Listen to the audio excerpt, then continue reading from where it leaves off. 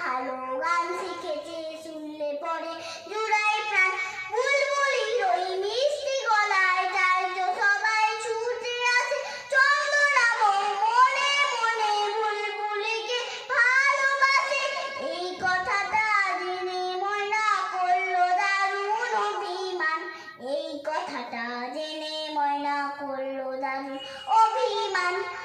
আম গাছের ওই মগ ডালেতে আজকে ওদের জলসা হবে।